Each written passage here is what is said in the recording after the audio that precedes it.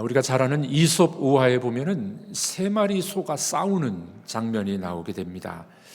이 세 마리 소가 친하게 지내다가 나중에는 분열이 돼가지고 사자에게 다 잡혀먹는 그런 일이 벌어지죠. 얼룩소, 검은 소, 붉은 소, 이 세 마리가 참 친하게 잘 지냈습니다. 함께 다니다 보니까 사자가 함부로 공격을 못하는 거죠. 아무리 힘센 사자라 할지라도 이 세 마리 이 소한테는 이겨낼 방도가 없었습니다. 사자가 이제 기회를 보면서 머리를 쓰게 됩니다. 어떻게 하면 이 소를 잡아먹을 수 있을까? 하루는 풀밭에서 얼룩소가 따로 이렇게 풀을 뜯고 있었어요. 사자가 몰래 가가지고 귓속말로 이런 이야기를 합니다. 세 마리 소 중에서 가장 힘센 것은 붉은 소라고, 이 붉은 소가 뽐내고 자랑하고 있다고.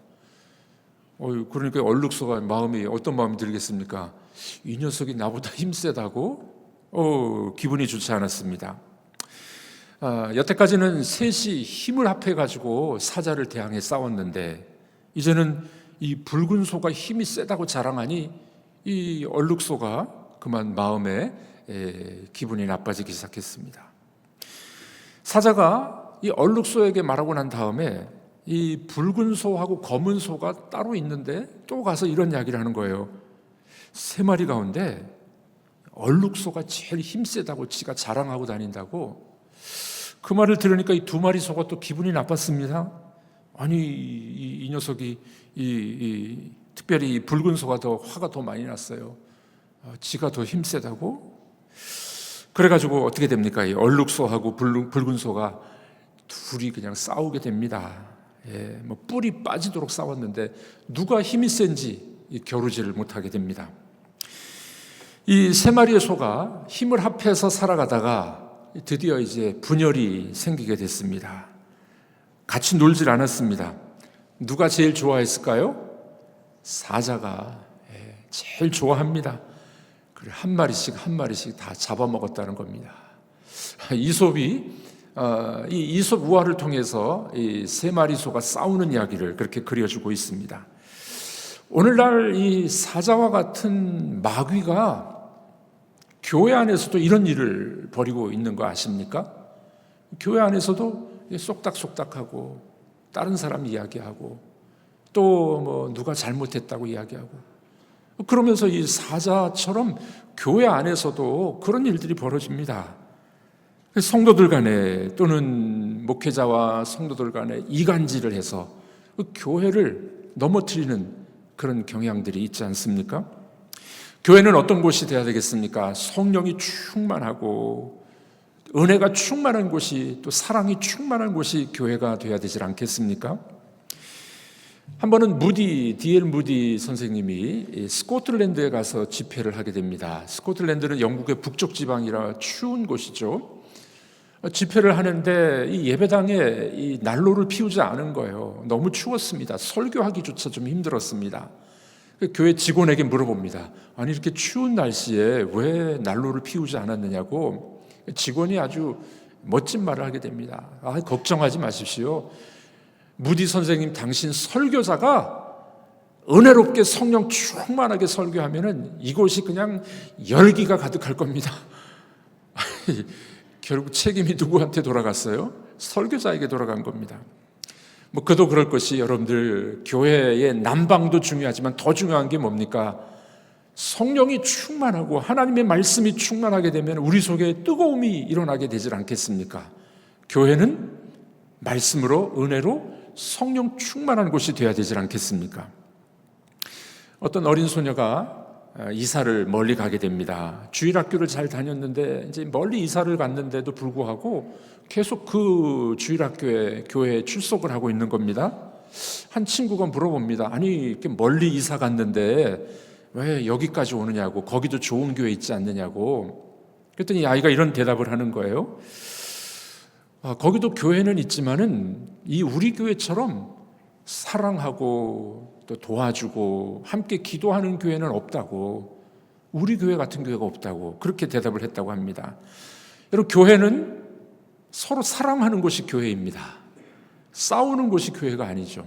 우리 한번 따라해 보겠습니다. 교회는 싸우는 곳이 아닙니다. 교회는 사랑하는 곳입니다. 교회는 하나님의 말씀으로 충만해서 성령이 충만한 열기가 있는 교회가 되어야 됩니다. 그리고 사랑이 충만해서 교우들 간에 사랑하는 교회, 그것이 교회의 아름다운 모습이 아니겠습니까? 여러분, 우리가 바라는 좋은 교회의 모습은 성령이 충만한 예배, 그리고 사랑이 넘치는 교회, 바로 그런 교회가 좋은 교회가 될 것입니다. 오래전에 이런 책들이 좀 나왔어요. 내가 본 천국. 천국을 갔다 온 사람들이 책을 쓴 경우들이 있었죠. 주로 이런 분들은 이제 시한부 종말론자들이 많이 있었습니다. 자기가 본 천국을 기록을 했는데 천국의 모양을 보니까 길이 황금길이었고 보석집이었고 온갖 보석들로 치장된, 오늘 우리가 읽으신 요한복음 21장에 이 천국의 모습을 보고 왔다고 이야기하는 거죠. 자, 그런데 한 가지 질문이 있습니다. 여러분, 우리가 가야 될 천국이 황금과 보석으로 꾸며진 그 정도일까요? 황금은 이 땅에도 다 있어요. 여러분 집에 금반지 뭐 아직 있으시죠? 황금은 이 땅에도 있어요. 근데 천국이 황금 정도일까요? 그러지 않다고 저는 생각합니다. 천국은 훨씬 더 좋은 곳인데 우리 인간들이 이해를 못하니까 이 땅에서 제일 좋은 보석들 같이 표현을 한 것뿐입니다. 그러니까 우리가 천국을 바라볼 때 이 천국이 문자적으로 오늘 성경에 나타난 것처럼 보석들로 꾸며진 문자적인 것 이상이라는 것을 꼭 기억해 볼 필요가 있습니다. 이 천국, 특별히 오늘 말씀해 보는 새 예루살렘이 나오고 있는데 이 새 예루살렘이 과연 무엇일까요? 결론부터 말씀드립니다. 이 새 예루살렘 천국은 곧 교회입니다. 자, 한번 따라해 보겠습니다. 새 예루살렘은 교회입니다. 교회예요, 교회. 제가 오늘 이거를 증명해 드리도록 하겠습니다. 오늘 성경 말씀에서 새 예루살렘이 왜 교회인지, 교회는 곧 누구라고요? 우리가 교회잖아요. 새 예루살렘, 새 하늘과 새 땅의 그 새 예루살렘, 아름다운 신천지. 이게 너무 좋은 단어인데 신천지가 갖다 써버리는 바람에 우리가 잘 못 쓰잖아요. 그 아름다운 신천지가 곧 우리라는 거예요. 교회라는 거예요. 이거를 오늘 성경 말씀을 통해서 제가 증명을 해 드리도록 하겠습니다. 오늘 본문에 나오는 새 예루살렘은 교회입니다. 교회가 얼마나 영광스럽고 거룩한지 온전하고 그 영광스러운 모습이 오늘 21장에 나타나고 있습니다. 우리가 구약으로부터 성소, 성막, 성전, 그리고 이 땅에 오신 예수 그리스도가 성전이심을 배웠습니다. 오늘 요한계시록 마지막 부분에서는 그 새 예루살렘이 바로 교회, 성전이 바로 우리 교회라는 것을 이야기하고 있는 것이죠. 여러분, 교회가 이렇게 영광스럽고 아름답고 온전하다면은, 교회가 우리라면은 우리인데 우리가 얼마나 영광스러운 존재입니까? 얼마나 존귀한 존재들입니까? 이 거룩한 성 새 예루살렘은 다른 것이 아니라 주님의 몸된 교회라고 말씀하고 있습니다. 오늘 보면 2절 말씀 우리 한번 읽어보도록 하겠습니다.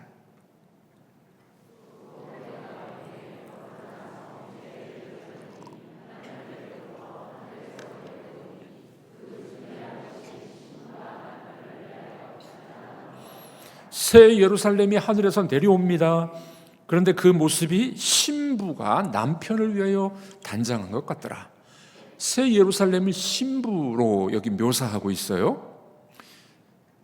그 다음에 9절 말씀 또 우리 읽어보도록 하겠습니다. 9절입니다. 일곱 천사 중 하나가 나와서 내게 말하여 이르되 이리 오라. 내가 신부 곧 어린 양의 아내를 내게 보이리라. 새 예루살렘이 신부 같다 그랬는데 신부를 보여주는데 신부는 누구라고요? 어린 양의 아내가 누굽니까? 교회를 말하잖아요. 성경에서 어린 양의 아내는, 신부는 곧 교회를 말하는 겁니다. 그러니까 새 예루살렘은 신부고 신부는 곧 어린 양의 아내인 교회를 말한다고 오늘 본문은 이야기하고 있죠. 그러므로 오늘 성경에서 말하는 그리스도의 신부 새 예루살렘은 교회입니다. 교회예요. 바로 여러분입니다. 우리입니다. 하나님께서 피로 값주고 사신 이 교회가 어린 양의 신부이고 새 예루살렘이라고 성경은 말하고 있습니다. 자, 그러면은 이 새 예루살렘이 왜 교회인지 또 증명을 좀 해야 되지 않겠습니까? 오늘 성경은 아주 정확하게 말합니다. 자, 오늘 읽으신 말씀을 보니까 성벽이 나오죠. 예루살렘의 성벽이 나오는데 그 치수가 높다라고 말했습니다. 그래서 그 높이가 몇 규빗입니까?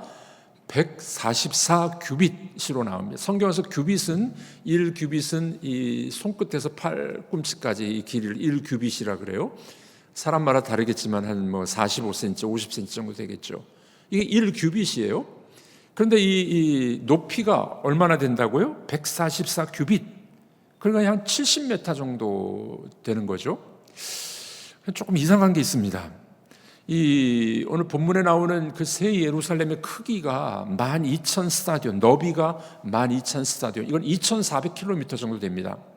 여러분 2,400km면은 지구보다 큽니까? 작습니까? 작죠? 예. 지구보다 훨씬 작아요. 그런데 천국이 새 예루살렘이 2,400km밖에 안 돼? 이거 조금 이상하네요. 그러니까 여기 계시록에 나오는 이 숫자를 문자 그대로 풀이하면 안 돼요. 의미를, 뜻을 발견해야 됩니다.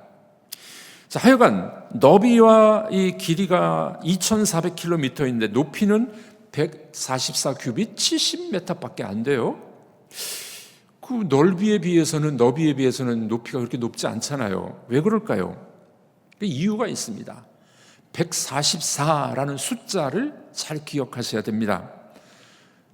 지금부터 산수 시간입니다. 144는 몇 곱하기 몇일까요? 이거 좀 어렵네요. 거꾸로 12 곱하기 12 하면 몇인가요? 144예요. 왜 12 곱하기 12가 나올까요? 구약의 12지파, 신약의 12사도, 12 곱하기 12. 구약의 교회, 신약의 교회를 곱한 숫자가 144 규빗이에요. 굳이 144라고 말하는 이유는 뭐냐면은 지금 여기 새 예루살렘은 곧 누구냐면은 신구약의 교회야. 그걸 보여주려고 144라는 숫자를 여기 쓰고 있는 겁니다. 여러분, 이렇게 성벽이 하나님의 백성, 그 예루살렘, 새 예루살렘의 그 하나님의 나라의 모습이 곧 하나님의 백성들이라는 걸 보여주는 거예요. 교회라고 보여주는 겁니다. 또 증명을 해보겠습니다. 그 성벽에 붙어있는 기초석, 밑에 기초석은 12사도들의 이름이 기록이 되어 있다고 오늘 본문은 이야기하죠. 그리고 12개 문이 있어요. 진주 문이 있는데 12개 문에는 12지파의 이름들이 써 있어요. 똑같이 또 그런 이야기하는 거죠. 예루살렘, 새 예루살렘의 이 기초석과 문들을 보니 12지파와 12사도들의 구약의 대표들, 신약의 대표들의 이름이 기록이 되어 있는 겁니다. 자, 그러니까 이 새 예루살렘은 곧 뭐라고 강조하고 있는 겁니까? 신구약의 교회, 하나님의 교회, 여러분들, 우리를 말하는 거예요. 우리를. 그러니까 새하늘과 새 땅은 우리가 들어갈 장소이지만, 천국은 들어갈 장소이지만 동시에 그 천국의 모습은 바로 변화되고 완전하게 변화된, 아름답게 변화된 교회를 말하는 겁니다. 그러니 교회가 얼마나 중요한 것이에요. 여러분, 가끔 성도들이나 안 믿는 사람들 중에 교회를 막 욕하는 사람들 있잖아요. 교회가 뭐 그래 그러면서, 심지어 우리들도 그러잖아요. 뭐 교회가 뭐 그래. 그런 말 절대로 하덜 마십시오. 하나님의 교회는 이렇게 하나님께서 너무나도 거룩하고 너무나도 존귀하게 완성시켜 줄 것이 교회예요. 교회가 얼마나 소중하고 얼마나 복된 곳입니까? 그래서 예수 그리스도의 피값을 주시고 우리를 대신 사셨잖아요. 얼마나 귀하길래. 앞으로 여러분들 뭐 교회가 뭐 그래, 뭐 교회가 뭐 그런 교회가 다 있어, 그런 말은 절대 하지 마십시오. 하나님께서 피로 값주고 사신 교회이고 이렇게 존귀하게 만들어 주실 것이 바로 이 교회라는 겁니다. 그래서 이 오늘 본문은 뭐라고 이야기해요? 그 성벽이 크고 높다. 70m가 뭐가 크고 높습니까? 근데 크고 높다고 한 이유가 있습니다. 그 이유가 뭐냐면은 교회는 완성되고 완전하고 그리고 장엄하다 하는 걸 표현하기 위해서 크고 높다 이런 단어를 쓰고 있는 겁니다. 자, 그러면 왜 12지파는 12문의 이름에 기록이 되어 있을까요? 12사도의 이름은 왜 12기초석에 기록되어 있을까요? 이거는 12문은 에스겔서의 에스겔 48장에 나오는 이야기입니다. 에스겔 48장에 완성된 하나님 나라 모습을 보여주는데 바로 이 12문이 나와요. 그리고 12사도는 예수님의 제자 12사도는 신약교회의 기초석이에요. 기초석. 그래서 여기 기초석에 12사도들의 이름이 기록되어 있는 겁니다. 자, 그리고 종합해서 보면은 여기 새 예루살렘이 내려오는데 어린 양의 신부더라. 어린 양의 신부는 교회이고 또 왜 교회가 맞느냐? 12지파와 12사도의 대표들이 모인 이 총합이 144규빗이니 이 새 예루살렘은 바로 교회라는 것을 말하고 있는 겁니다. 그럼 졸지 않고 잘 따라오고 계시죠? 예. 우리 교회를 하나님의 교회를 이렇게 새 예루살렘으로 표현하고 있는 거죠. 교회가 얼마나 소중한 곳입니까? 에베소 1장 23절입니다. 읽어보겠습니다. 교회는 그의 몸이니 만물 안에서 만물을 충만하게 하시는 이의 충만함이니라. 교회는, 우리는, 성도들은 그의 몸이니 예수 그리스도의 몸이라는 거예요. 만물 안에서 만물을 충만케 하시는 이의 충만합니다. 교회가 은혜가 충만해야 돼요. 교회는 사랑이 충만해야 돼요. 그리스도로 충만해야 됩니다. 아멘이십니까? 우리들은 은혜로 충만하셔야 돼요. 그리스도로 충만해야 돼요. 사도행전 20장 28절 하반절입니다. 읽어보겠습니다. 하나님이 자기 피로 사신 교회를 보살피게 하셨느니라. 하나님이 자기 피로, 예수 그리스도 하나님이신 그분이 자기 피로 사신 교회를 보살피고 있다. 여러분들을 그렇게 보살피고 있다는 겁니다. 에베소 5장 27절 읽어보겠습니다.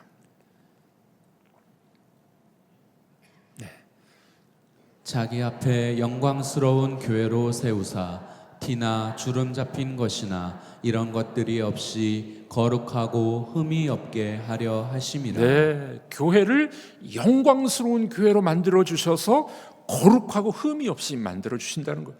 지금은 비록 우리가 지금 흠결이 좀 있잖아요. 저도 뭐 다 죄인 중에 하나이고 여러분들도 죄인 중에 하나인. 그러나 어떻게 만드신다고요? 거룩하고 흠이 없게 만들어 주셔서 오늘 요한계시록 21장에 보니까 새 예루살렘, 어린 양의 신부, 장엄하고 완전한 그런 교회로 이제 만들어 주실 거예요. 얼마나 복된 이야기입니까? 그러므로 여러분들 하나님의 피값으로 사신 이 교회는 이 세상의 소망입니다. 아멘이십니까? 교회가 이 세상의 소망입니다. 교회를 함부로 욕하거나 교회를 함부로 짓밟아서는 안 돼요. 하나님께서 영광스럽게 만들어주신 보배로운 존재가 교회입니다. 지난 설 명절에 친지 집을 방문했습니다. 첫 손자를 낳은 처형 집에 갔는데 8개월 된 손녀가 이제 왔더라고요. 그 손녀가 오니까 잔치집으로 변했어요. 잔치집으로. 처형이 강아지를 너무 예뻐하고 강아지 붙잡고 예쁘고 너같이 생긴 강아지가 어디 있어 막 이러다가 손녀가 오니까 강아지 내려놓고 너처럼 예쁜 아이가 어딨냐, 너는 나를 닮아서 이렇게 예쁘구나 이러면서 이 아기가 오니까 그냥 교회 그 집이 잔치집이 됐어요. 여러분, 우리 자녀들이나 손자 손녀를 보면 얼마나 예쁘고 귀엽습니까? 우리 하나님의 눈에는 교회가 그렇게 보인다는 거예요. 여러분들이 그렇게 보인다는 겁니다. 하나님이 그래서 이렇게 노래하세요. 스바냐 3장에 이렇게 노래하시죠. 우리 한번 읽어보도록 하겠습니다. 스바냐 3장 17절 읽습니다. 너의 하나님 여호와가 너의 가운데에 계시니 그는 구원을 베푸실 전능자시라. 그가 너로 말미암아 기쁨을 이기지 못하시며 너를 잠잠히 사랑하시며 너로 말미암아 즐거이 부르며 기뻐하시리라. 하나님이 우리로 말미암아 기쁨을 이기지 못하시며 너를 잠잠히 사랑하시며 즐거이 부르고 기뻐하시리라. 헨리 나우엔이라는 학자는, 목사님은 이런 글을 썼어요. 이런 책을 썼습니다. 춤추시는 하나님. 여러분 상상해 보셨습니까? 하나님이 춤을 추고 계신대요. 누구 때문에? 이 교회 때문에, 우리 때문에, 여러분들 때문에, 저 때문에. 와, 저 때문에 하나님이 춤추시네. 여러분 우리 손자만 봐도 그렇게 기쁘고 즐거운데 하나님은 우리 피로 값주고 사신 교회를 보시면서 기뻐하시면서 춤을 추고 계신대요.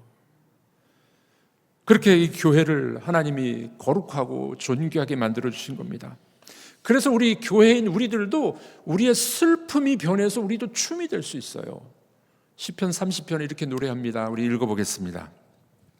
주께서 나의 슬픔이 변하여 내게 춤이 되게 하시며 나의 베옷을 벗기고 기쁨으로 띠우셨나이다. 우리의 슬픔이 변하여 춤이 되게 하시는 하나님, 그 하나님은 우리를 보고도 춤추고 계시고 우리를 보고 너무 기뻐하시는 하나님이신 줄로 믿습니다. 이게 새 예루살렘이, 이게 교회예요. 이게 여러분들입니다. 베드로가 사역을 하다가 너무 피곤해서 힘들어서 몸져 누웠습니다. 한의사가 찾아왔습니다. 진맥을 했습니다. 기가 너무 허하네요. 삼계탕을 먹으면 낫겠습니다. 베드로가 삼계탕을 먹었더니만 곧더니 나왔습니다. 사람들이 놀라서 물어보죠. 그 이유를 이제 한의사에게 물어봤습니다. 이런 대답이 나왔습니다. 베드로가 왜 그러냐면은 예수님을 부인한 그 죄책감 때문에 치유가 안 됐다고, 닭이 울 때마다 스트레스가 너무 많이 있었다는 거예요. 그래서 그놈의 닭을 잡아먹으면은 몸과 마음이 회복될 것이기 때문에 삼계탕을 내가 처방을 했다고. 누가 만든 이야기입니다만은, 여러분들 교회는 스트레스가 있는 곳, 어려움을 겪은 사람들이 와서 치유받는 곳이 되어야 될 줄로 믿습니다. 주님께서 피로 값지고 사신 교회는 와서 예배드리고 우리가 함께 서로 사랑하고 주의 일을 감당하면서 스트레스가 사라져야 돼요.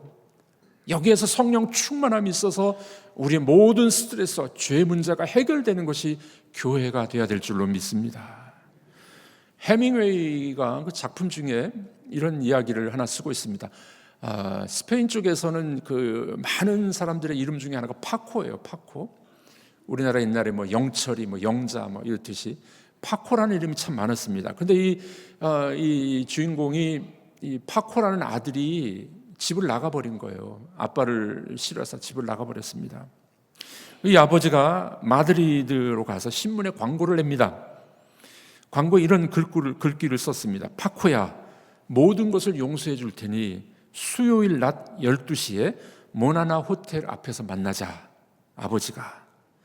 그 다음 날 수요일 날 이 모나나 호텔 앞에 약 800명의 파코가 모였어요. 이 해밍웨이가 이야기하는 그 골자가 있습니다. 우리 모든 인간들은 용서받기를 원하는 사람들이라는 거예요. 모나나 호텔 앞에 모인 800명의 파코처럼 교회는 용서받아야 될 사람들이, 또는 아버지를 만나야 될 사람들이 모이는 곳이 교회라는 겁니다. 그러므로 여러분들, 하나님은 또 다른 파코들을 초대하셔서 교회 안에서 용서해 주기를 원하시는 겁니다. 그러니 교회가 얼마나 존귀한 곳이에요. 죄 용서받는 것은 교회밖에 없어요. 세상 법정은 너는 죄인이야, 감옥에 들어가야 돼. 세상 법정은 그렇게 이야기합니다. 여러분, 어떤 단체에서 너는 죄 용서받았어, 너는 이제 자유야, 이렇게 말해주는 곳이 어디 있습니까? 교회밖에 없어요. 하나님밖에 없어요. 거룩하신 하나님의 초청으로 교회는 새로운 공동체가 된 겁니다. 예수 그리스도를 통해서 아름다운 공동체가 된 것입니다. 그리스도의 신부가 된 겁니다. 그런데 우리가 이 땅을 살아갈 때 핍박이 있고 고난이 있고 슬픔과 아픔은 있습니다. 그런데 어떻게 해요? 그럼에도 불구하고 우리의 결과는, 우리의 종국은 거룩한 그리스도의 신부로 변화될 것을 이야기합니다. 여러분, 그러므로 이 땅에서 있는 어려움과 고난과 질병, 그것만 보지 마십시오. 우리의 결말을 보시길 바랍니다. 결말 해피엔딩이 있어요. 그 믿음을 가지고 살아가는 여러분들이 되길 주의 이름으로 축복합니다. 이와 같이 오늘 본문은 새 예루살렘이 내려오는데 그 새 예루살렘은 다른 것이 아니라 교회다. 근데 그 교회가 가지고 있는 특권이 있습니다. 특권이 있어요. 우리가 갖고 있는 특권이 있습니다. 뭔지 아십니까? 네, 13절 말씀.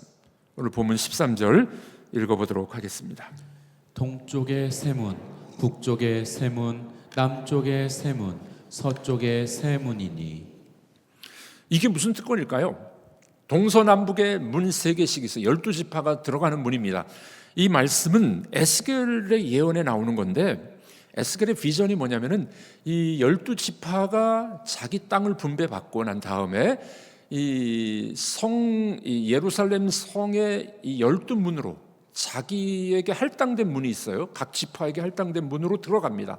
그 문으로 들어가면은 누구를 만나게 되나요? 성전에서 지성소에서 하나님을 만나는 거예요. 그러니까 이 문이 있다는 말은 문으로 들어가서 하나님을 만날 수 있는 특권, 그거를 에스겔이 이야기했던 겁니다. 구약에서. 자, 이 똑같은 패턴을 오늘 요한계시록에서 요한은 이렇게 이야기하는 겁니다. 이 새 예루살렘도 보니까 12문이 있어요. 12문. 이 미래에 또 현재 우리가 하나님을 만나는 이 문을 열고 들어가면 하나님을 만난다는 거예요. 언제든지 우리가 그 문을 열고 들어가면 거기에서 기다리고 계신 하나님을 만나는 겁니다. 여기 문이 있다라고 이야기한 것은 우리 성도들이 교회가 하나님을 만날 수 있음, 그분의 존전 앞에 나갈 수 있음, 문을 열고 들어가면 그분을 만나는 겁니다. 여러분, 우리의 마음의 문을 여시고 또 우리가 하나님을 늘 가까이 가서 만나시고 그분 앞에 예배하고 기도하는 여러분들이 되길 주님의 이름으로 축복합니다. 25절에 보면 이런 말씀이 있어요. 그 12문은 항상 열려 있다. 하나님이 문을 열어놓고 기다리고 계시는 겁니다. 우리가 오기를 기다리시는 거예요. 여러분들 일주일 동안 살아가시면서 하나님 만나셨습니까? 하나님 앞에 나가셨나요? 기도는 하셨지요? 하나님을 만나셨습니까? 하나님은 그 문을 열어놓고 기다리고 계신다는 겁니다. 예수 그리스도의 사역의 결과로 하나님의 지성소가 열린 거예요. 그러므로 우리는 담대히 그 문에 들어가서 그분을 만나는 겁니다. 여러분, 교회의 특권은 뭐냐? 하나님을 독대하는 겁니다. 이 맛을 아십니까? 기도할 때 또는 성경을 읽으실 때 하나님을 독대하는 거예요. 이 맛을 아십니까? 자, 오늘 이 새 예루살렘은 교회라고 이야기하고 있고 이 교회의 특권, 우리들의 특권은 열린 문으로 들어가서 하나님을 독대하고 만나는 겁니다. 그 영광스러운 하나님의 존전 앞에 죄인된 우리가 그분 앞에 앉아서 그분의 말씀을 듣고 그분과 대화를 나누고 그분과 사랑의 교제를 나누고, 이게 신앙생활이에요. 이런 귀한 축복이 여러분들에게 있기를 주님의 이름으로 축복합니다. 우리는 하나님 앞에 들어가는데 아무 거리낌이 없습니다. 누구도 막을 수가 없습니다. 우리 현재의 삶에서도 가능합니다. 그러므로 매일매일 열린 문으로 들어가셔서 그분을 만나는 여러분들이 되기를 주의 이름으로 축복합니다. 비록 이 땅에 우리의 고난이 있고 아픔이 있지만 그 고난과 아픔을 가지고 그분 앞에 나가시는 겁니다. 그분 앞에 앉아보십시오. 하나님이 잘 왔다. 여러분들을 기뻐하시고 치유하시고 또한 도와주실 줄로 믿습니다. 이 땅을 살아가면서 외롭게 살아가시는 분들이 있습니다. 신앙생활 하면서도 힘들다고 외롭다고 하는 분들이 있죠. 정말 외로운 사람 한 사람을 소개할까 합니다. 델리아 오원스라는 사람이 쓴 작품인데 가제가 노래하는 곳, 우리 교육자들이 이번 달에 읽은 책인데 이 주인공은 카야라는 아이입니다. 6살 때 부모가 다 떠나버렸어요. 엄마도 떠나가고 아빠도 떠나가고 오빠도 언니도 다 떠나가고 6살짜리가 이 습지에서 홀로 살아남게 됩니다. 외로움 속에 살아가죠. 이 아이를 도와주는 흑인 아줌마가 있어서 이제 생계를 유지합니다. 또 남자친구 한 명이 오게 되는데 이 아이가 학교를 못 가고 혼자 살아가니까 와서 글을 가르쳐주고 책을 갖다 줍니다. 근데 이 청년도 이제 대학을 들어가면서 그 주인공을 떠나갑니다. 또 외로움에 빠지게 되겠죠. 한동안 지나다가 이 외로운 처녀에게 사랑하는 남자가 또 나타났습니다. 근데 이 남자가 배신자였어요. 사랑하는 척하다가 다른 여자 만나서 결혼하고 떠나가 버립니다. 이 카야라는 주인공 아가씨는 야생의 습지에서 혼자 살아남는 법을 배우게 됩니다.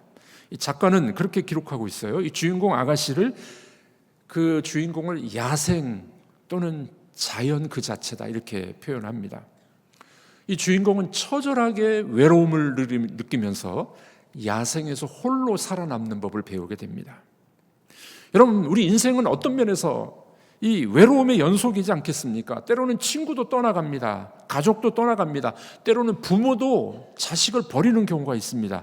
언젠가는 우리들의 배우자도 먼저 떠나가는 일도 있게 될 것입니다. 그러나 과거나 현재나 미래 늘 우리와 함께 계시고 우리를 떠나지 않고 우리와 동행하시는 한 분이 계십니다.